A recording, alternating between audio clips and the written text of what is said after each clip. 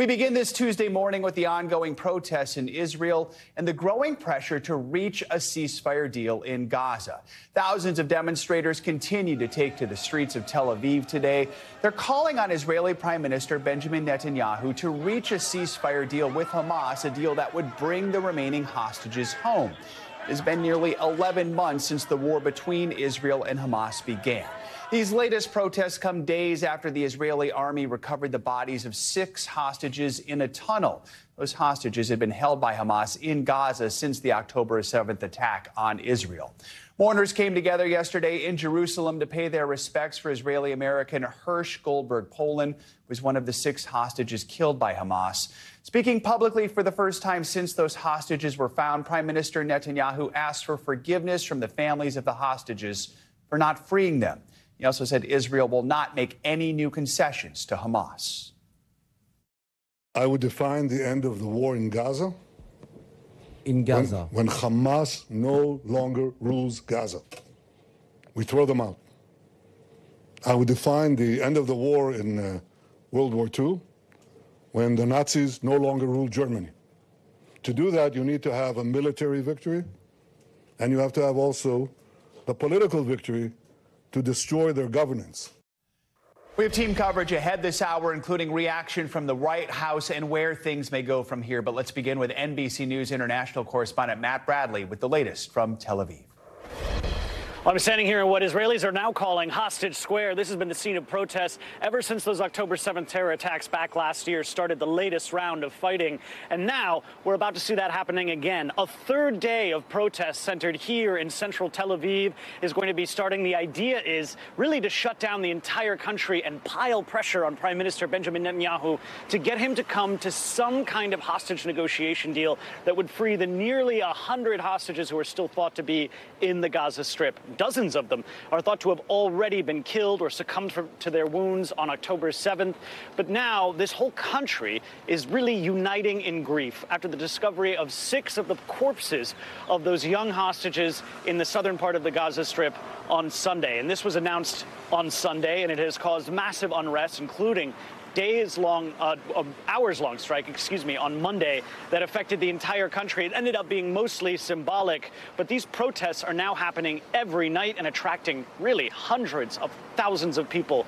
A lot of their anger, of course, is directed at Hamas, who pulled the trigger, but much of the anger is directed towards the Prime Minister. And we heard from him finally last night in an address to the country, a press conference where he said that he had asked the hostages' families for forgiveness, but then he pivoted directly into an explanation of his main barrier to these negotiations, his intransigence over the issue of the Philadelphia corridor. And this is just another name for the border between the Gaza Strip and Egypt's Sinai Peninsula. He insists on maintaining an Israeli troop presence there because he says weapons are being smuggled in the tunnels underneath that border zone. Now, this has been unacceptable to the Egyptians, though they have negotiated a bit, but it's unacceptable to Hamas to keep troops there. And those who are close to these negotiations are saying that is the main hurdle ahead of getting to a deal and freeing those remaining hostages. And that is why it is a main source of anger for people here in Israel. All right, Matt, thank you so much. Let's bring in NBC News White House correspondent Monica Alba. Monica, good morning. So we heard from President Biden yesterday saying he did not think Netanyahu has done enough to secure a hostage deal between Israel and Hamas. As far as the White House is concerned, where do things stand right now when it comes to trying to reach this ceasefire deal? Well, they're really working around the clock, Joe, to try and secure a deal. But it's those outstanding issues for both Israel and Hamas that have made this so complicated. So you had this bridging proposal in the last 2 weeks where certainly the Biden administration thought they were as close as ever to potentially getting an agreement here. Then you had the discovery of the bodies and the hostages that were murdered this weekend, which has now just added urgency to trying to get something done. So this is a place now where the president is saying that Prime Minister Netanyahu should do more, but a U.S. official is expanding on that to say, of course, he blames Hamas for the deaths of these hostages and for starting this war because of the October 7th attack. But he is trying to apply more pressure on the Israeli government to try to potentially close a couple of those gaps like the border between Egypt and Gaza that Matt was mentioning. That's one area, perhaps, but it didn't seem like the prime minister is willing to make concessions there necessarily, even though some of his own colleagues in his own cabinet in Israel have said that that might be a place where they could try to compromise to come to some kind of deal. Joe. So, Monica, if no deal is reached, where does the Biden administration go from here? I mean, what is the level of frustration within the White House? Certainly for months, they have been in this posture where they feel they are so close, and then it's just these last couple of things that have to come together. And in the last few weeks, there was some optimism that seemed like the latest round of talks could get to that place to start to at least maybe implement phase one of a framework or a deal, which would have meant the release of some hostages that could have included Hersh Goldberg Poland, for instance. So now they have to go back to the mediators and have a conversation about what kind of hostages or how many could be included if there was another phase one that could get some kind of agreement. But right now, the Biden administration is also discussing another option, which would be a sort of final take it or leave it type deal where the U.S. would be willing to say, this is it, this is the last best final offer before the American-led negotiation portion of these talks might stop. Now, they haven't decided on that. There's no final decision, but that is something I'm told that National Security Advisor Jake Sullivan communicated as an option to the U.S. hostage families when he spoke to them on Sunday, Joe. Hey, Monica, in his comments yesterday, Prime Minister Netanyahu said that he couldn't believe the pressure he says the White House is putting on Israel's government over a ceasefire. Just what is the current state of relations between the U.S. and Israel? I mean, what kind of pressure is he talking about?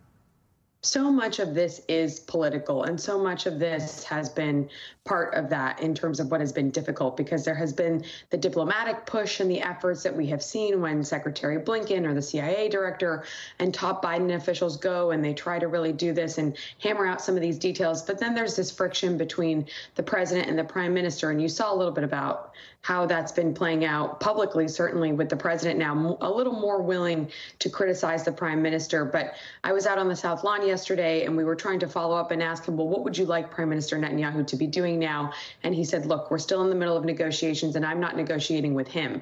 I'm negotiating with my partners in Egypt and Qatar. We're doing the mediation and there is still hope. He said, hope springs eternal, that maybe a deal can coalesce. But that relationship, as thorny as it has been in that place for some time. So I think they're trying to argue that they can set aside the politics to maybe get a deal. At least that's what the U.S. would like to see. Though in Israel right now, Prime Minister Netanyahu is as dug in as he's ever been. All right. Joe. Monica, thank you so much. Appreciate it. For more on all this, let's now turn to former editor-in-chief of the Jerusalem Post, Avi Meir. Avi, good to have you with us. I mean, we saw this nationwide strike threaten to bring Israel's economy to a standstill. We're still seeing these protests taking place with demonstrators calling for an immediate ceasefire in the war.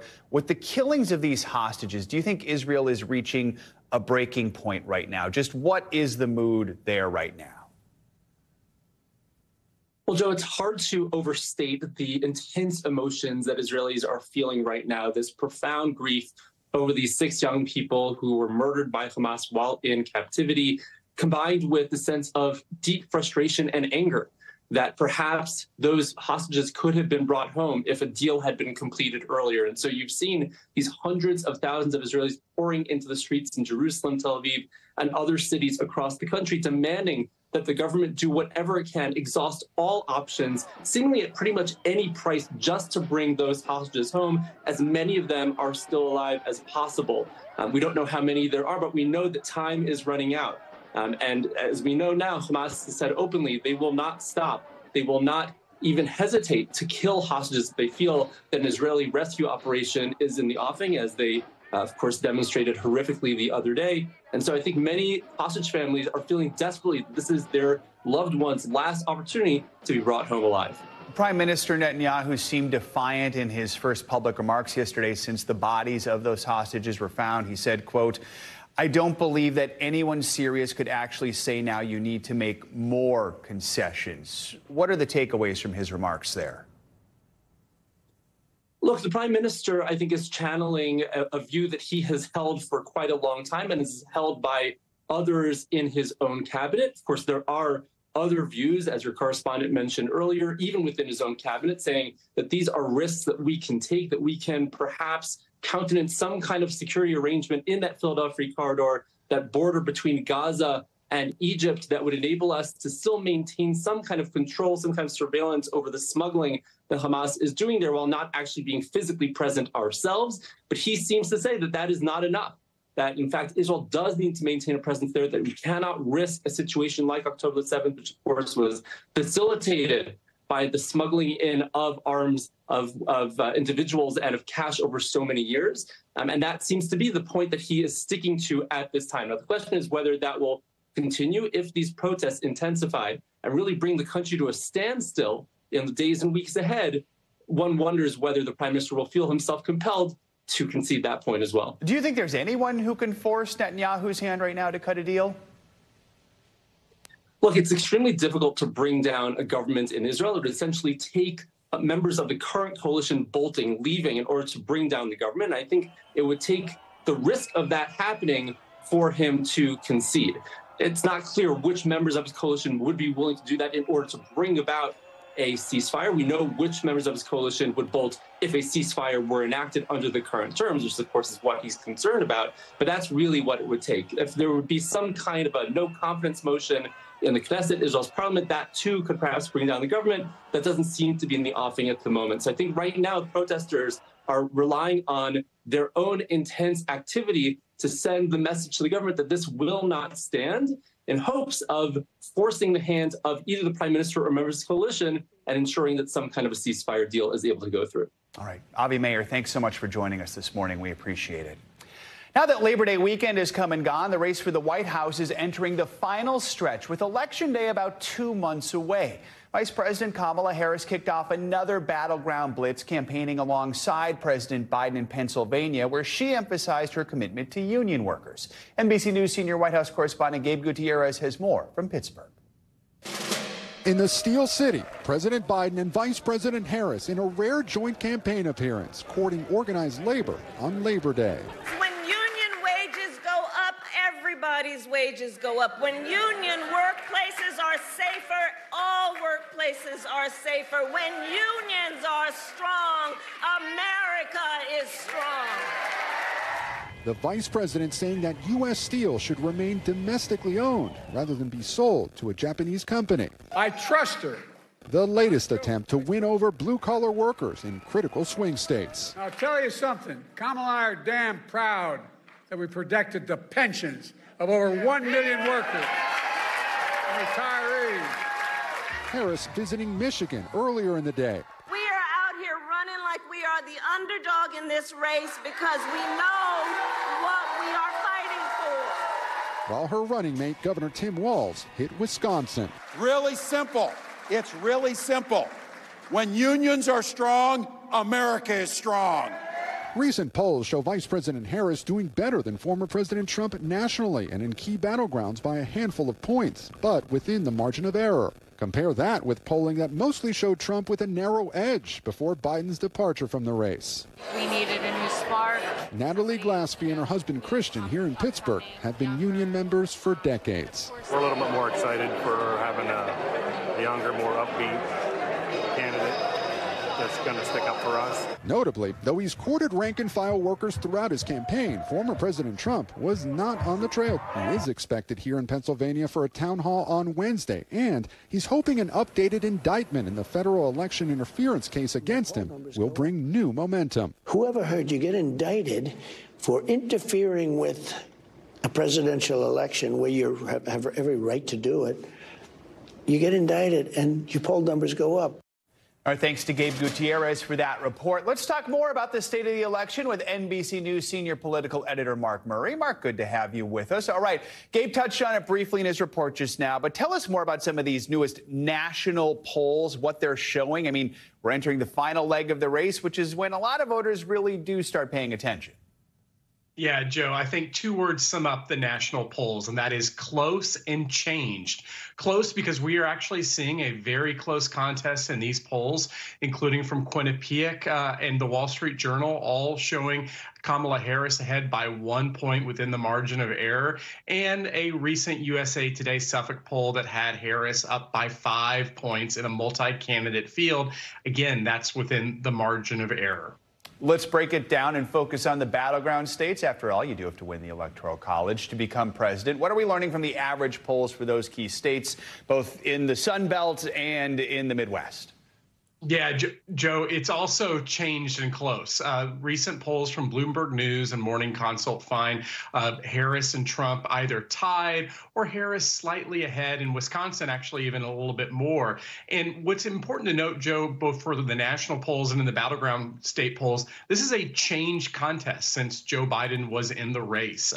Back when Joe Biden was still in the contest, it was Trump who was ahead within the margin of error nationally and in battleground states. And so I do think that as we end up heading into that changed contest is very remarkable. Clearly, the polls show it's very tight. Clearly, this has been a rather unpredictable summer for this election. But with a little over 2 months to go till we hit the election, historically, barring some kind of October surprise, how likely is it we're going to see major changes to these numbers? Are things kind of baked in now, or could they still be fluid?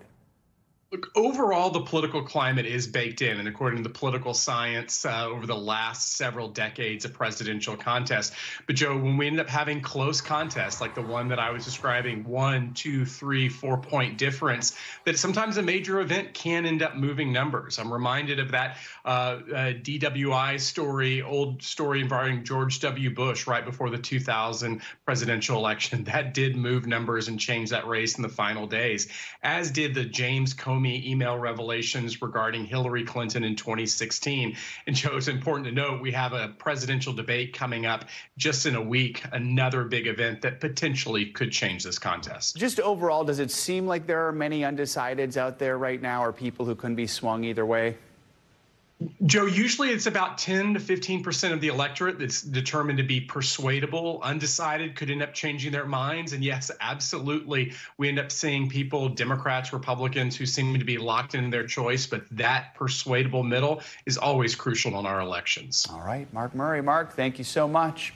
After a record weekend for travel over Labor Day weekend, many Americans are starting to make plans for the winter holiday. But now a nationwide hotel strike at major chains like Hyatt, Hilton, and Marriott could throw a kink in those plans. More than 10,000 unionized hotel workers walked off the job this weekend, and more plan to follow suit in the coming days. NBC News correspondent Antonia Hilton spoke with some of those workers. They say that their wages have barely increased, even as travel has rebounded and brought new money to all of the major hotel chains. Take a look. Better pay, health care, and workloads. We want contract. When do we want it? Now. That's what more than 10,000 housekeepers, cooks, and staffers say they're spending their Labor Day on picket lines demanding. In Greenwich, Connecticut, Boston, San Francisco, Seattle, San Jose, and even Hawaii. This as the workers' union approves strikes in additional cities later this week. It's hard to build savings, living oftentimes paycheck to paycheck. You've given this company 25 years. Yes. Are you surprised that this is where you are 25 years later on a picket line? Yeah, that's why first time we do that, because how they treat the people is not make sense. The strikes center around Hyatt, Marriott, and Hilton hotel chains. Marriott has not responded for requests for comment, while the Hyatt and Hilton both say they are willing to continue negotiations. We're all in this together. Connecticut Governor Ned Lamont supporting the workers. They took some real hits during COVID, just like the hotels did. They flattened their wages. Now give them a chance to catch up. A mí me duele mucho, me da mucho sentimiento. Sonia, a Hyatt housekeeper, tells me it hurts me a lot. It makes me emotional. With staffers walking off the job, many hotels are modifying services and amenities. But some guests say they understand. Sure, they really got to the point of being fed up. People like to work and have fair wages. Travel experts tell us that this kind of holiday strike puts immense pressure on the major hotels. They know that there is more travel coming in November and December as we get closer to Thanksgiving and Christmas. They don't want this kind of conflict. They don't want staff walking out. So those experts believe that they're going to come back to the table soon, and these workers will likely get a new deal. Back to you. All right, Antonia, thank you. Weather now from Texas to Florida. You got to get your umbrellas ready. Showers continue to cover the south. Let's get a check on your morning news now. Weather with meteorologist Angie Lassman. Angie, good morning. Hi there, Joe. We've got rain in the forecast. You got that right. You need those umbrellas, especially across places like Texas this morning. You're waking up to some of those flood watches, and these are going to likely stay in effect for a while. We've got a couple of days where we're really going to be in and out of the rain thanks to a low that's kind of just hanging around. But here's the deal right now. There's the flood watch centered across San Angelo. This rain is going to continue. You can see pockets of some really heavy rain working through that region, not just through the day today, but also into tomorrow, too. And no surprise, we've got really saturated grounds there. So any additional rain, not going to be great for the flooding concerns. Those will likely last. There's the low that we're watching, kind of just hanging out on the Texas coast. It'll move a little closer to the coast here as we get into tomorrow. We also have this stationary front that's leaving us kind of with that instability here through the next couple of days as well. And again, stretched from Texas all the way to Florida by the time we get into tomorrow. It'll be the rain in the forecast for folks there. We'll see that kind of continue to lend itself to the flooding concerns, not just again for today, but into the next couple of days. Here's the flash flood risk for today, though, specifically centered around San Angelo and then down towards the coast, Corpus Christi. That's where we have those slight risks of flash flooding to potentially occur through the day today. And anywhere from about 1 inch to 3 inches is what we're going to expect here in some of the higher amounts as we wrap up our work week and get into Friday. But we could see some impressive rainfall amounts in between here and there. And again, this stretches from Texas all the way back to Florida, right along the Gulf Coast over the next couple of days. Otherwise, if you're looking for good news when it comes to weather, it is great for most of the country. We've got really fall-like conditions settled in for parts of the Northeast and the Great Lakes, waking up to temperatures in some spots in the 40s and the 50s and only topping out into the 70s across parts of the Northeast. We'll see plenty of sunshine for this chunk of the country as well as the middle of the country. So we're dealing with that rain along the southern tier, but the central plains to the northern plains look pretty good. We'll see the fire concern be something we'll have to watch for out west as we get into your Tuesday and beyond. But by the time we get into the midweek, those temperatures are going to start to warm up for the Southwest. So we have heat alerts that will go into effect tomorrow. They include parts of California and the rest of the desert Southwest. And it's not just going to be warm. It's going to be really warm. We'll see potential for temperatures to head to the triple digits. And this is going to be something we deal with for the long haul, really until the end of our work week. So summer, not so much wrapping up for folks there. But notice the middle of the country, the below average conditions will be out there here for us as we wrap up the work week in parts of the plains and the Midwest. Unfortunately, though, the Southeast, they're going to need to keep the umbrella handy because we've still got rain in the forecast here as we come to the end of our work week. So it's that little transitional period, Joe, where we've got some cooler air in place here, some warm temperatures on tap out west, and some rain in between, of course. Sounds like September. Yeah, exactly. You got that right. Thanks for watching. Stay updated about breaking news and top stories on the NBC News app or follow us on social media.